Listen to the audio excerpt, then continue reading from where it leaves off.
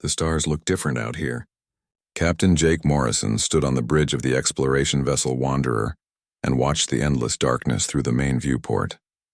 6 months ago, humanity had achieved faster than light travel. 6 months ago, the dream of reaching the stars had finally come true. Now Jake and his crew of 200 were 300 light-years from Earth, charting unknown space and looking for worlds that might support human life. Jake was 42 years old with gray starting to show in his dark hair. He had spent 20 years in Earth's Navy before joining the exploration program. He believed in being careful, in following protocols and keeping his crew safe. The Wanderer was not a warship. She carried sensors and laboratories, not weapons. Well, that was not exactly true. The ship had experimental defensive systems, but they were untested and meant only as a last resort. "Captain, I'm picking up something strange," said Lieutenant Amy Bradford from her station. She was the tactical officer, a woman in her early 30s with sharp eyes and quick instincts. Her fingers moved across her console, bringing up data on the main screen. Multiple energy signatures ahead. Very large. "I think they're ships." Jake felt his heart rate increase. "How many?" "At least 40, Amy said." Her voice was steady, but Jake could hear the tension underneath. "No, wait. More than that. I'm reading 73 distinct power signatures. They're arranged in 2 groups facing each other." Commander Paul Martinez stepped closer to the screen. He was the first officer, a diplomatic expert who had joined the mission hoping to make peaceful contact with alien life. Could this be it? First contact? "Let's not get ahead of ourselves," Jake said, though excitement stirred in his chest despite his caution. "Dr. Wright, get up here." "Amy, what's their status?" "They're just sitting there, Captain." "Both groups?" "The distance between them is about 2 million kilometers. Their power readings are enormous. These ships are much bigger than the Wanderer." Dr. Helen Wright arrived on the bridge within minutes. She was the chief science officer, a woman who had spent her entire career studying the possibility of alien life. Her hand shook slightly as she looked at the readings. "This is incredible. 2 distinct ship designs. 2 different species, perhaps? Or 2 different factions of the same species. The question is, are they friendly?" Jake said. He had a bad feeling about this situation. 2 fleets facing each other did not suggest a peaceful meeting. "Open all communication channels. Broadcast on every frequency we have. Let them know we're here and that we come in peace." The communications officer began sending out the message in dozens of formats, using mathematical sequences and peaceful symbols that humanity had prepared for first contact. The message repeated over and over, declaring humanity's peaceful intentions and desire for dialogue. For 10 minutes, nothing happened. The alien fleets remained motionless. Then Amy's console erupted with warnings. "Captain, both fleets just went to active sensors. They're scanning us." "Keep broadcasting our message," Jake ordered. "Paul, any ideas?" Paul shook his head. "We're doing everything right. Maybe they need time to understand our language." The alien ships began to move. The 2 fleets stopped facing each other and started turning toward the Wanderer. Jake felt ice in his stomach. "Amy, are they taking aggressive positions?" "I don't know their tactics, sir, but yes, it looks aggressive. Both fleets are accelerating toward us. Continue broadcasting. All channels. Make it clear we're not a threat." The alien ships closed the distance fast. They were massive, some of them 3 times the size of the Wanderer. Their hulls were covered in strange designs and glowing sections that might have been weapons or engines. One fleet had ships that looked organic, with curved lines and green lighting. The other fleet had angular vessels covered in red markings. "Captain, I'm picking up energy spikes," Amy shouted. "Weapons charging. Both fleets. Evasive maneuvers," Jake commanded. "Get us out of here." The Wanderer's engines roared to life, pushing the ship hard to port. But it was too late. The aliens opened fire. Bright beams of energy lanced through space from dozens of ships. The first shots missed, but the second wave struck the Wanderer along her port side. The ship shook violently. Alarms screamed throughout the bridge. Lights flickered and sparks flew from damaged consoles. "Shields at 40%, Amy reported. "Hull breaches on decks 4 and 5. Sections are sealed, but we have casualties." "Why are they shooting at us?" Helen screamed. "We're not doing anything." Another barrage hit the ship. This time the damage was worse. The Wanderer spun from the impact. People were thrown from their stations. Jake held onto his chair and felt blood running down his face from where he had struck the armrest. Shields failing. Multiple hull breaches. Life support failing in sections C through G. The damage reports kept coming. Jake could see on his tactical display that both alien fleets were moving closer, preparing to finish them off. "How many casualties?" he asked quietly. 47 confirmed dead, sir. Another 60 injured. 47 people. 47 men and women who had joined this mission to explore, to learn, to reach out to the universe. Dead because of a misunderstanding. Dead because two alien races had decided to shoot first without even trying to understand who the humans were. Jake made his decision. "Amy, bring the weapon systems online." "Sir, they're untested." "We don't even know if they'll work properly." "Do it now." Amy's fingers flew across her console. Deep within the Wanderer, experimental systems that had never been fired in combat hummed to life. The ship's advanced computer network calculated firing solutions faster than any human could think. The targeting systems locked onto the nearest threats. "Weapons ready, Captain." "Fire." The Wanderer's weapons were different from anything the aliens had. While the alien ships relied on crew members to aim and fire their weapons manually, the Wanderer used artificial intelligence to coordinate every shot. The computer could track hundreds of targets simultaneously and predict their movements with perfect accuracy. It was technology that humans took for granted, but humanity had no idea how unique it was. Beams of coherent energy shot from the Wanderer. Every shot hit exactly where the computer calculated it would do the most damage. The nearest alien ship, one of the organic-looking vessels from the First Fleet, exploded as the Wanderer's weapons struck its power core. The second ship lost its engines and began drifting. The third ship tried to evade, but the computer had already predicted its movement. It too erupted in flames. The alien fleet seemed confused. They had expected an easy kill, but instead this strange new ship had just destroyed 3 vessels with surgical precision. The aliens fell back, regrouping. "Jump to FTL," Jake ordered. "Get us out of here now." "Calculating jump coordinates," the navigation officer said. "We need 30 seconds. We don't have 30 seconds. More alien fire struck the ship. Amy returned fire, destroying 2 more alien vessels before the Wanderer's jump drive finally engaged. Space twisted around the ship and suddenly they were gone, racing away at faster than light speed. In the silence that followed, Jake stood and looked around his damaged bridge. People were injured, consoles were destroyed, and somewhere in the ship 47 bodies would need to be recovered. "Get me a full damage report," he said quietly, "and someone get medical teams to all the affected areas." Paul approached him. The first officer's face was pale. "Jake, what just happened? Why did they attack us?" "I don't know. We did everything right. We broadcast peaceful intentions. We didn't threaten them. They just started shooting." Helen was crying at her station. "First contact. We finally met other intelligent life and they tried to kill us." "Amy, did you record everything?" Jake asked. "Yes, sir. Every moment of the engagement. Both fleets fired on us first. Our weapons were only activated after we sustained heavy damage." "Good. Earth needs to know what happened here. Earth needs to know that we're not alone in the universe and whoever is out there, they're hostile." The Wanderer continued through FTL space, racing toward a nearby nebula where they could hide and make repairs. In the damaged sections of the ship, crew members worked to rescue the injured and recover the dead. In the engine rooms, teams struggled to repair the failing systems. And on the bridge, Jake Morrison sat in his captain's chair and wondered what he had just started. Behind them, in the space where the battle had occurred, the 2 alien fleets looked at the debris of their destroyed ships. The Vexari Concordat and the Talrock Empire had been enemies for centuries. They had fought countless battles in their endless war. But now they had encountered something new. A species with weapons more accurate than anything they had ever seen. A species that had destroyed 5 warships in mere seconds and then disappeared into FTL without a trace. Both fleets sent emergency messages back to their homeworlds. The messages were similar despite coming from enemy races. They spoke of a new threat, a dangerous species with unknown capabilities. They requested reinforcements and warned their governments to prepare for war. Neither fleet mentioned that they had fired first. Neither fleet admitted that they might have made a terrible mistake.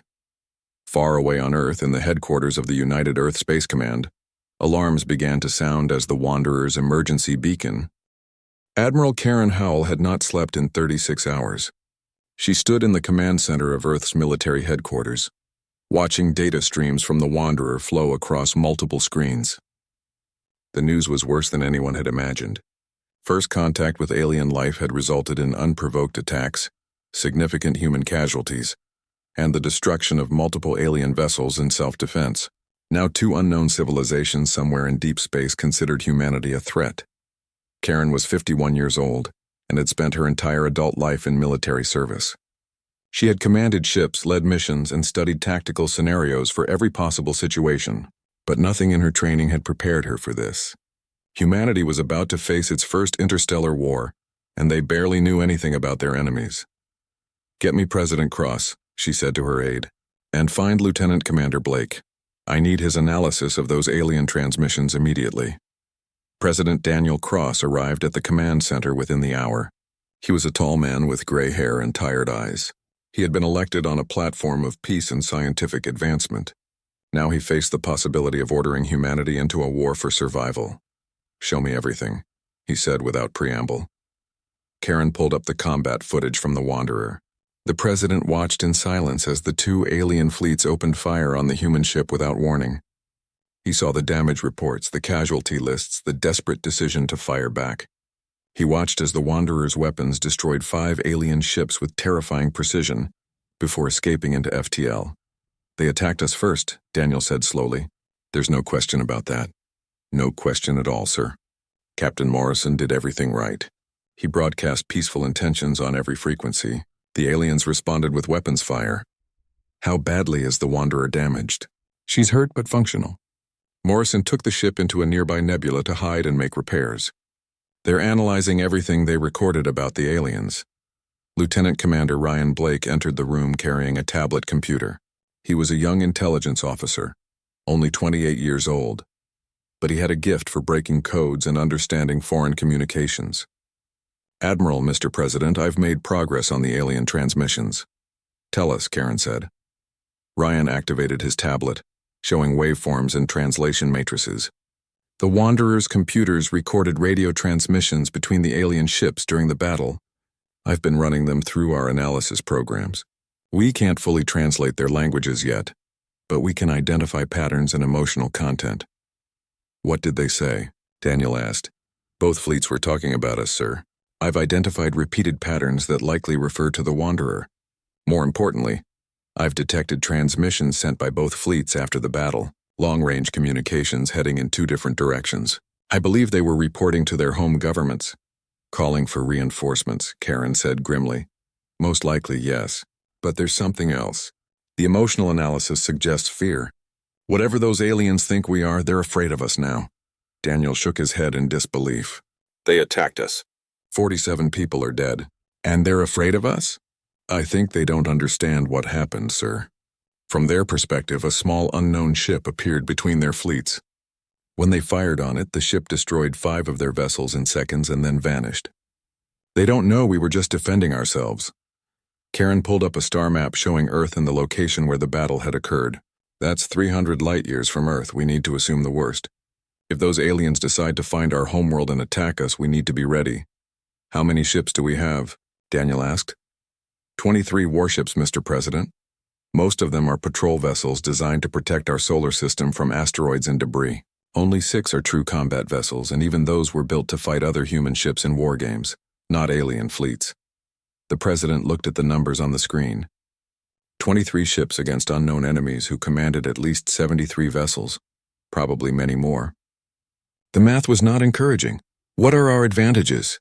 he asked. Ryan Blake spoke up. "I've been reviewing the combat data, sir. The Wanderer destroyed 5 alien ships without missing a single shot. Our weapons are more accurate than theirs by a significant margin." "Why?" "I have a theory about that. If you look at the alien ship movements during the battle, they're sluggish. Their reaction times are slow. Their weapons fire is imprecise. I think they're manually controlling everything." Karen understood immediately. "They don't have advanced computers." "Exactly. The Wanderer uses AI-assisted targeting systems. The computer calculates firing solutions, predicts enemy movements, and coordinates all weapons simultaneously. The aliens seem to rely on organic crew members to do all of that manually. It's like comparing a modern fighter jet to a World War I biplane." "So we're more advanced?" Daniel asked hopefully. In some ways, yes, but we're also vastly outnumbered. Quality versus quantity. If they send enough ships, they can overwhelm us through sheer numbers. Karen brought up files on her screen. I recommend we mobilize immediately. Recall all deep space missions, fortify the solar system, and start building more ships as fast as possible. How long to build a new warship? 18 months under normal circumstances. Maybe 12 if we push hard and cut corners. We don't have 12 months, Daniel said. If those aliens are coming, they could be here in weeks. The room fell silent as everyone absorbed the implications. They were facing an unknown enemy with superior numbers and hostile intentions. Earth's small fleet might not be enough to protect humanity's homeworld. Dr. Helen Wright's voice suddenly came through the communication system. She was calling from the Wanderer, her transmission delayed by the vast distance. Command, this is Dr. Wright. I've discovered something important about the aliens. I need to speak with someone immediately. Karen activated the two-way communication. There would be a delay of several minutes between each message, but it was the best they could do. Dr. Wright, this is Admiral Howell. Go ahead with your report. They waited for Helen's next message to arrive. When it came, her voice was excited despite the circumstances. Admiral, I've been analyzing the alien ship designs and technology. I found something remarkable. Both alien races appear to have deliberately limited computing technology. Their ships use basic calculators at best. Everything else is controlled manually or through simple mechanical systems. We've noticed that, Karen replied. It gives us a tactical advantage. Another wait. Then Helen's response came. It's more than that, Admiral. I've been studying their ship architecture. There are spaces in their vessels that look like they should contain computer cores, but instead they're empty, or filled with religious symbols. I think these aliens banned advanced computing for cultural or religious reasons. They're technologically advanced in many ways, but they've deliberately crippled themselves when it comes to artificial intelligence and computer systems. Ryan Blake's eyes widened. That's why they're afraid.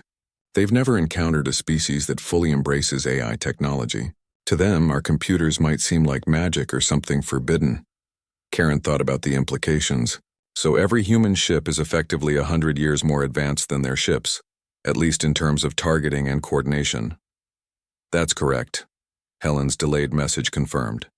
But Admiral, this also means they'll see us as fundamentally wrong. If they banned AI for religious reasons, they might view us as heretics or demons. This isn't just a military conflict. It could be a religious war from their perspective. The weight of that statement settled over everyone in the command center. Humanity had not just made enemies. They had made enemies who might see them as an existential threat to their entire way of life. President Cross made his decision. Begin mobilization. Recall all exploration missions. Every ship returns to the solar system immediately. Karen, I want our defenses ready as soon as possible. Yes, sir. And someone needs to contact Captain Morrison. His ship started this, even if it wasn't his fault. He and his crew have the only real combat experience we have against these aliens. I'll send the message personally, Karen said. Over the next few weeks, Earth transformed. Shipyards that had been building exploration vessels switched to military production. Scientists who had studied peaceful applications of technology now worked on weapons and shields.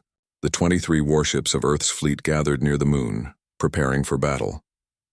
On the Wanderer, Captain Jake Morrison and his crew worked day and night to repair their damaged ship. They knew they would be called back to Earth soon.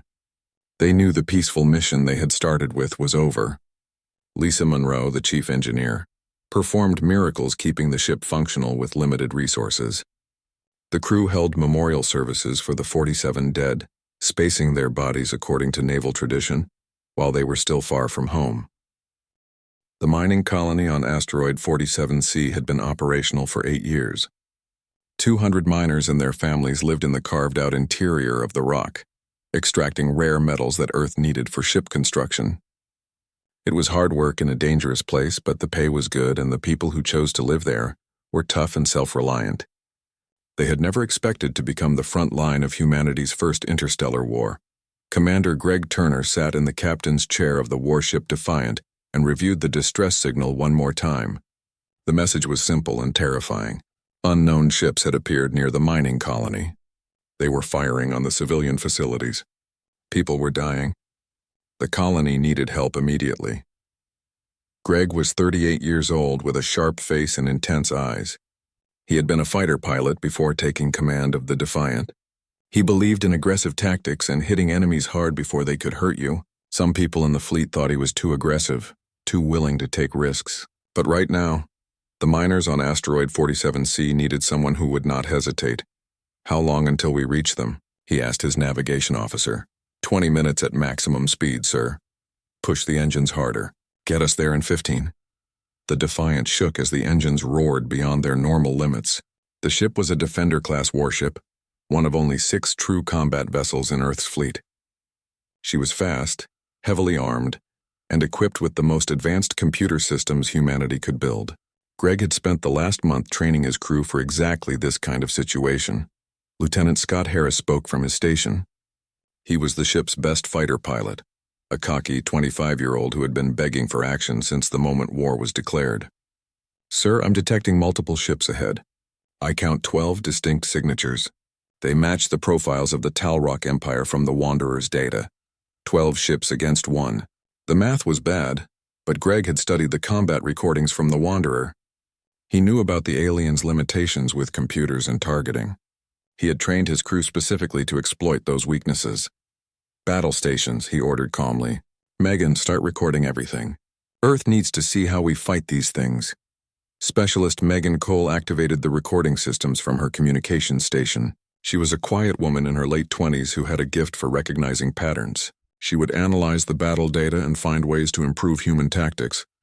The Defiant dropped out of FTL near the asteroid. The scene was chaos.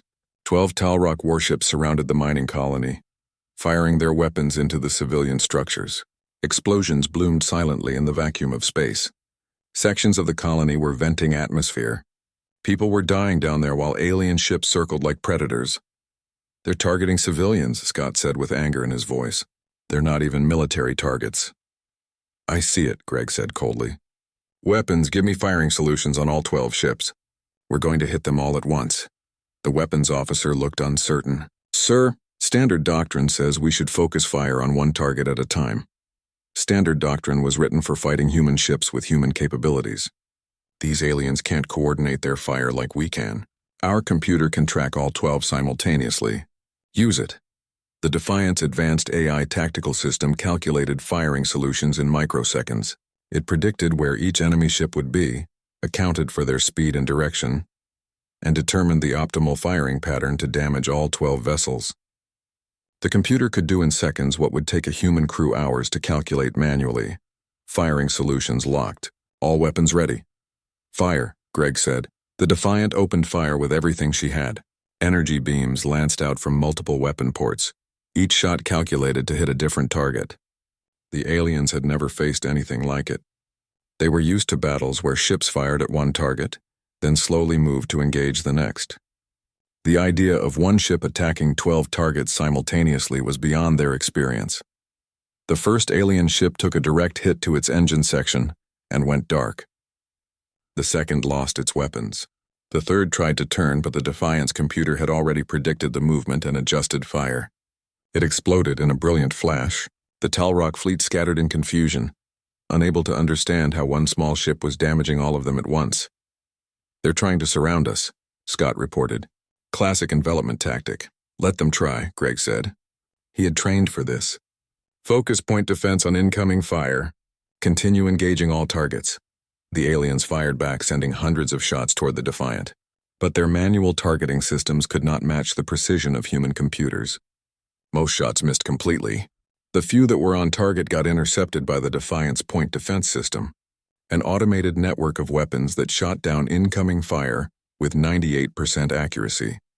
Meanwhile, the Defiant continued its assault. Every shot from the human ship found its mark. The alien vessels were tough, built to absorb punishment in their long war with the Vexari. But they were designed to fight enemies with similar technology levels. Against an opponent that never missed, their armor was inadequate. 4 minutes into the battle, 5 alien ships were destroyed or disabled. The remaining 7 tried to retreat, but the Defiant pursued. Greg had no intention of letting any of them escape to report accurate intelligence about human capabilities. "Megan, are you getting all this?" he asked. "Every second, sir. The aliens are broadcasting to each other. The translation software is picking up panic in their communications. They keep using words that roughly translate to impossible and demons. Good. Let them be afraid. The battle continued for another 8 minutes. The Talrock ships fought bravely, but bravery could not overcome their technological disadvantage. One by one they fell. The Defiant took minor damage from a few lucky hits, but nothing that threatened the ship's combat capability. When the last alien vessel exploded, Greg finally allowed himself to relax slightly. Ceasefire. Scott, get down to the colony with rescue teams. Megan, send a message to Earth Command. Let them know we engaged 12 hostile vessels and destroyed them all. Sir, should I mention our casualties? The medical officer asked. We had casualties. 2 minor injuries from people being thrown during evasive maneuvers. Nothing serious, Greg smiled grimly. 12 alien ships destroyed, 0 human ships lost, 2 minor injuries. The data was going to shake up a lot of assumptions about space combat. Over the next hours, rescue teams worked to save the miners who had survived the attack. 43 people were dead, killed in the initial alien assault. Another 60 were injured. The survivors looked at the Defiant with something like awe, unable to believe that one ship had destroyed an entire enemy fleet.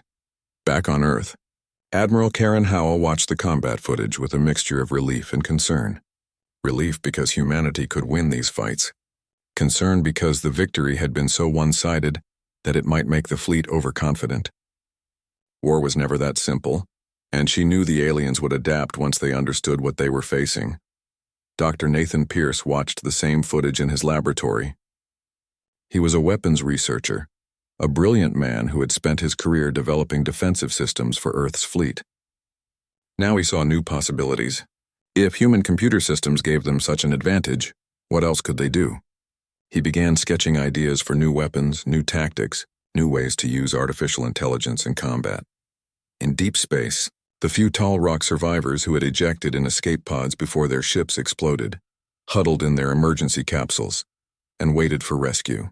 They sent desperate messages back to their empire, warning about the demon ships that could not miss, about weapons that struck with perfect accuracy, about a new enemy that fought with forbidden technology. The messages were garbled and confused, full of religious terminology and fear. When the Talrock Empire received these reports, their military commanders initially dismissed them as the panicked ravings of defeated crews. No ship could destroy 12 vessels without taking damage. No weapons could be that accurate. The survivors must have been mistaken or traumatized, but then more reports came in from other scout fleets that had encountered human vessels. The stories were always the same. Human ships fought with impossible precision. They never missed. They could engage multiple targets simultaneously, and they used the forbidden artificial intelligence technology that both major alien empires had banned thousands of years ago. The Vexari Concordat received similar reports from their own scouts. Their agents also intercepted some of the Talrock communications and began to piece together what they were facing. Both empires came to the same realization at roughly the same time.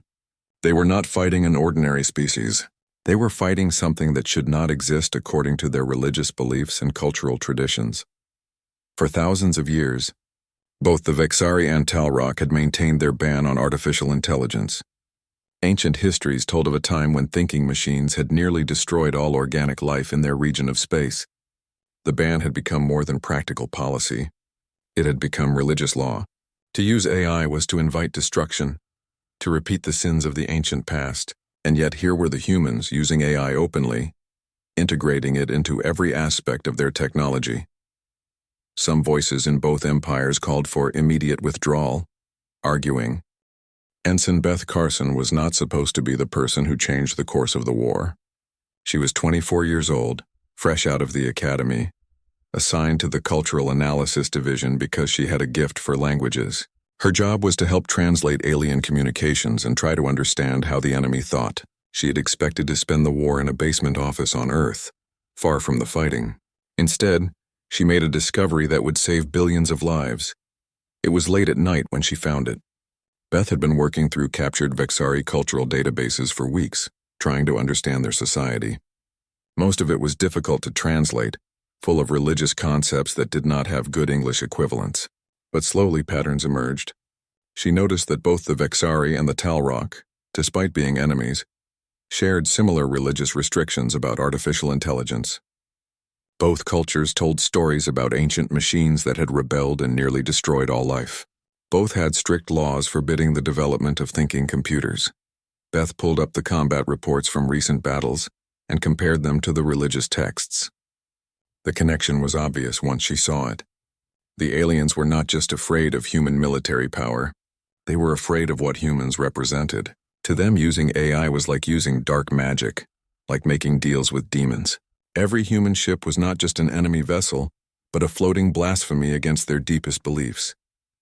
She wrote up her findings and sent them to her supervisor, expecting them to be filed away with hundreds of other reports. Instead, she got a message 2 hours later summoning her to Admiral Howell's office immediately. Admiral Karen Howell sat behind her desk and studied the young officer who had just walked in. Beth looked nervous, which was understandable. It was not every day that an ensign got called before the admiral. "Sit down, Carson," Karen said. "I've read your report. Tell me in simple terms what you think is happening." Beth sat carefully on the edge of the chair. "Ma'am, I think we've been approaching this war wrong. We keep trying to figure out their military tactics and strategies. But the real issue is religious and cultural. They see our use of artificial intelligence as fundamentally evil. We're not just enemies to them. We're heretics, maybe even demons. That's why they attack the Wanderer without trying to communicate. That's why they're so determined to wipe us out completely. And you think this matters why? Because it means they're never going to accept peace as long as we keep using AI. But it also means they're absolutely terrified of us. Every battle we win makes them more afraid. They think we're using forbidden technology that might corrupt their own societies." Karen leaned back in her chair. "So what do you suggest we do about it?" "We need to demonstrate our power so completely that they're forced to negotiate, even though they're terrified. We need to show them that fighting us is futile, but also show them that we're not trying to destroy them or force our technology on them. We need to offer peace from a position of total strength." The Admiral was quiet for a moment. Then she picked up her phone. "Get me Ambassador Miller and Captain Davis. Tell them I need them." Here within the hour. Ambassador Frank Miller was a career diplomat who had spent 40 years negotiating treaties between nations on Earth. He was 62 years old, gray-haired, and known for his ability to find common ground even in hostile situations. When he heard Beth's analysis, he immediately grasped the implications. "She's right," he said. "We've been treating this like a normal territorial conflict. But if it's really a religious war in their eyes, we need a completely different approach." Captain Claire Davis commanded the Resolute, the most advanced battleship in Earth's fleet. She was a stern woman with 30 years of military experience. "What exactly are you proposing?" she asked. "A demonstration," Karen said. "We gather our best ships and we challenge both alien empires simultaneously. We prove that we can defeat any force they send against us. Then, while they're still reeling from that defeat, we offer peace, not as equals, but as the clear victors offering mercy." "That's incredibly risky," Claire said. "If it goes wrong, we could lose half our fleet in one battle." "If we don't do something, we'll lose everything eventually," Frank countered. "They have hundreds of ships. We have 23. Every battle we fight bleeds us a little more. We need to end this war before they wear us down through sheer numbers." Beth spoke up hesitantly. "There's one more thing, ma'am. The religious texts I've been studying emphasize concepts of honor and strength. Both alien cultures respect power. If we defeat them decisively and then show mercy, they might see it as noble rather than weak. Their own cultural values might force them to accept our peace terms." Karen made her decision. "We'll call it Operation Clear Sky. Claire, I want you to assemble a strike force. 6 ships, our best crews. We're going to the neutral zone where the Wanderer first made contact. We're going to broadcast a challenge to both empires, and then we're going to show them exactly what human technology can do." Over the next 2 weeks, Earth's military prepared for the riskiest operation of the war. 6 warships were selected: the Resolute, the Defiant, the Guardian, the Valiant, the Thunder, and the Storm.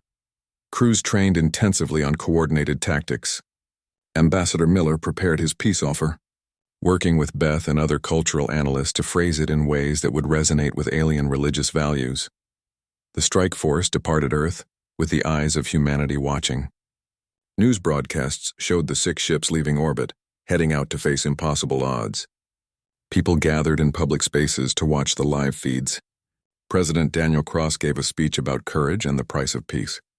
and on the bridges of those 6 ships, crews checked their weapons and prepared for battle. The neutral zone was empty when they arrived. The ships took up a defensive formation and began broadcasting their message. The translation was careful, using terminology from both alien languages that emphasized strength, honor, and divine right of the victor. "We are humanity," the message said. "We did not seek war. Your fleets attacked us without cause. We defended ourselves. Now we offer you one chance for peace. Send your finest warriors. Send your greatest ships. We will meet them here and prove which species has the right to survive. If you refuse, we will bring war to your worlds." The message repeated on all frequencies, broadcast into deep space where both alien empires would detect it. Then the 6 human ships waited. It took 3 days. Sensors detected incoming ships from 2 different directions. The Vexari Concordat sent 45 warships, their organic-looking vessels with green lighting forming up in an intimidating formation. The Telrock Empire sent 38 angular red-marked battleships, 83 alien vessels against 6 human ships. On the bridge of the Resolute, Captain Claire Davis watched the enemy fleets approach and felt a moment of doubt. The odds were worse than she had expected, but she pushed the doubt aside and opened a channel to the other 5 human ships. "All vessels, this is Davis. Stay in formation. The computer network will coordinate our fire. Remember your training. We hit them fast, we hit them hard, and we show them exactly why they should fear us." Commander Greg Turner aboard the Defiant grinned at his crew. "Here we go again. Let's make it count." The human ships broadcast one final message. "We do not want war. Stand down." The alien fleets responded by opening fire. Hundreds of weapons lit up space as 83 ships unleashed their arsenals. The human point defense systems activated instantly, shooting down 98% of incoming fire. The few shots that got through hit shields that held firm. Then the human ships returned fire. The 6 vessels were networked together through their advanced computer systems, fighting as one coordinated unit. Their AI tactical programs calculated optimal targets, predicted enemy movements, and distributed fire to maximize damage. It was like watching a perfectly choreographed dance of destruction. The Vexari and Talrock ships tried to maneuver, tried to use formations and tactics that had worked in thousands of previous battles. But they were fighting an enemy that saw the battlefield with perfect clarity, that could predict their every move, that never wasted a shot.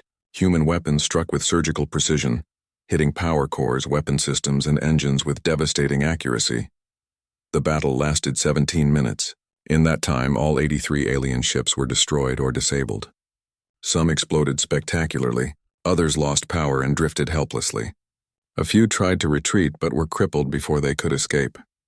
The human fleet took minor damage to shields and armor, but not a single ship was seriously hurt.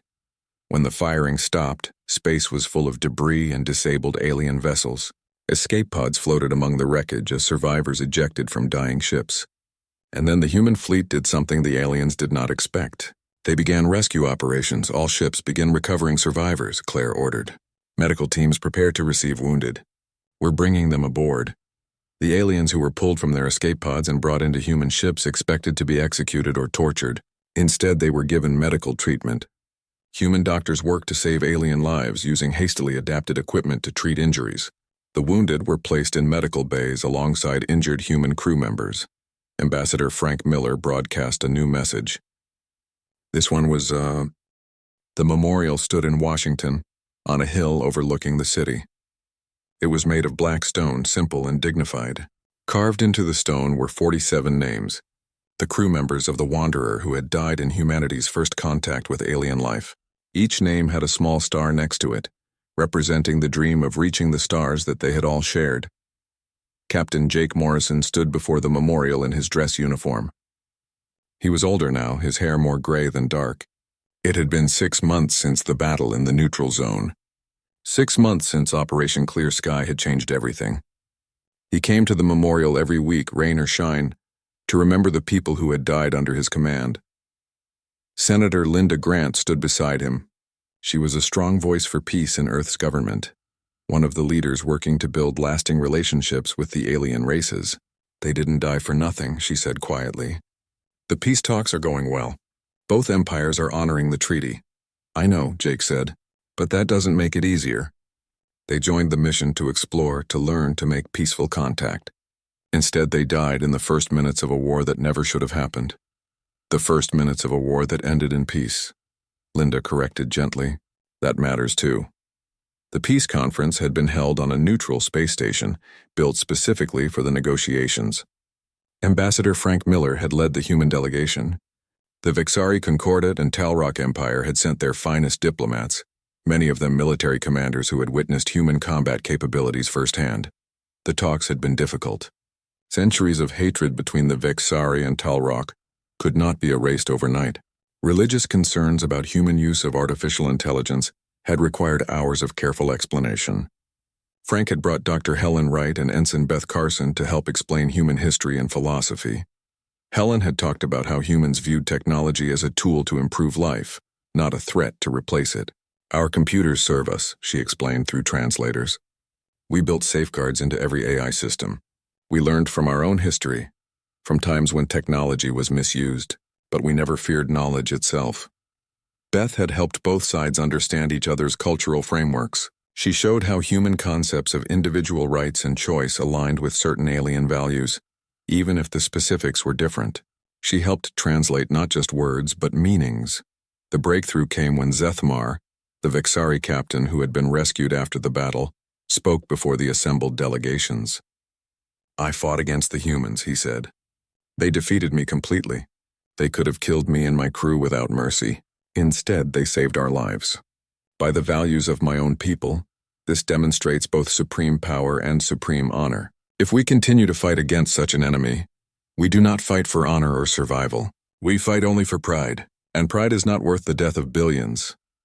His words carried weight because everyone in the room knew he had experienced human warfare firsthand. When other military leaders from both empires heard his testimony, many began to reconsider their positions. The final treaty established clear boundaries. Humanity claimed a sphere of space 300 light-years in radius around Earth. Within that space, humans were free to expand, colonize, and develop as they wished.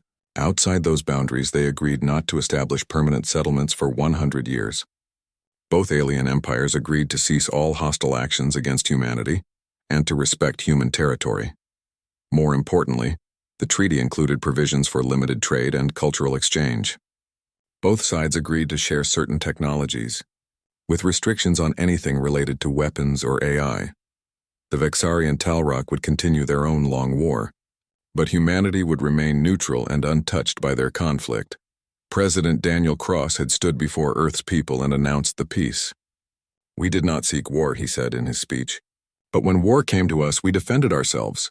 We proved that humanity can stand among the stars not as conquerors but as equals. We showed our strength and then we showed our mercy. The galaxy now knows that humans are a people of both power and compassion. But the cost of that peace weighed heavily on those who remembered the beginning. Jake Morrison was not the only one who visited the memorial regularly. Amy Bradford, the tactical officer from the Wanderer, came often. So did Paul Martinez and Helen Wright. They had all been there when the first shots were fired. They all carried the memories of that day. Admiral Karen Howell had retired after the peace treaty was signed. She had done her duty, mobilized Earth's defenses, and helped win an impossible war. Now she wanted to spend time with her family and try to forget the sleepless nights when she had planned for the possible destruction of Earth itself. Commander Greg Turner received multiple medals for his actions at Asteroid 47C and during Operation Clear Sky. He remained in active service, training the next generation of human space commanders. His tactics and the lessons learned from fighting the aliens became standard curriculum at Earth's military academy. Dr. Nathan Pierce continued his research, but with a different focus now. Instead of weapons, he worked on peaceful applications of the technology that had given humanity its edge in combat.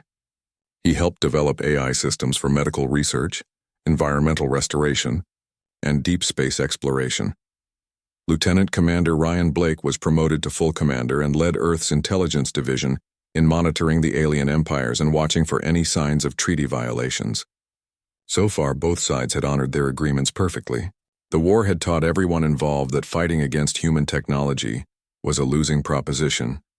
Ensign Beth Carson became one of Earth's leading experts on alien cultures. At 25 years old, she advised diplomats, helped negotiate trade agreements, and worked to build bridges of understanding between species that had almost destroyed each other. Her work was as important as any weapon in keeping the peace, and Captain Claire Davis took command of Earth's expanded fleet. In the years following the peace treaty, humanity built more ships and explored more of their allotted space. Human colonies spread to dozens of worlds within the 300 light-year sphere. Millions of people left Earth to build new lives among the stars. And Claire made sure that every colony, every outpost, every human presence in space was protected and safe. 10 years after first contact, Jake Morrison stood in his backyard and watched the sunset. He was retired now, living quietly on the coast. His nephew Chris Avery, a young man of 23, sat beside him. Chris wore the uniform of Earth's Space Command. Tomorrow he would leave on his first deep space assignment. "Are you nervous?" Jake asked. "Excited more than nervous," Chris said. "I'm joining the first joint exploration mission. Humans, Vexari, and Talrock all working together to explore a region of space none of us have seen before." Jake smiled. "That's what we always hoped for. Not the war, but this. Different species working together, learning from each other. Uncle Jake, can I ask you something? Do you regret it? The way first contact happened?" Jake was quiet for a long moment. "Every day," he finally said. "I regret that 47 people died because of a misunderstanding. I regret that we fought a war when we should have found peace. But I don't regret defending my crew. I don't regret doing what was necessary to protect humanity. And I'm grateful that somehow we found a way to turn a tragedy into something better. The instructors at the academy say we're lucky. They say if you hadn't been cautious, if Commander Turner hadn't been aggressive, if Admiral Howell hadn't been prepared, we might have lost everything. They say the war was won by people making hard choices at critical moments." "Maybe," Jake said. "Or maybe we were just lucky that both sides were willing to listen to reason eventually. War is easy to start, Chris. Peace is the hard part. Remember that when you're out there." Chris nodded seriously. "I will." That night, Jake had a dream. He was back on the bridge of the Wanderer, watching the alien fleets approach. But this time, when they got close, they didn't fire. Instead, they opened communication channels. They asked questions. They listened to answers. The first contact went the way it should have gone, with curiosity and hope instead of fear and violence. He woke up knowing it was just a dream. The past could not be changed. 47 people were still dead. The war had still happened. But the future was different now. Because of the choices made during the war, because of the strength humanity had shown and the mercy they had offered, the galaxy was a place where different species could coexist. The memorial in Washington still stood, and it always would. New names had been added over the years, other casualties from the brief war, but no new names had been added in 10 years. The shooting had stopped. The healing had begun. On distant worlds, Vexari and Talrock taught their children about the humans. Some of the stories were fearful, warning about the species that used forbidden technology, but other stories spoke of human honor, of the day when the humans could have destroyed their enemies but chose mercy instead. Those stories were teaching young aliens to question old prejudices, to wonder if maybe the ancient bans on AI were not as absolute as their ancestors had believed. And on Earth, children grew up knowing that humanity was not alone in the universe. They learned about the Vexari with their organic ships and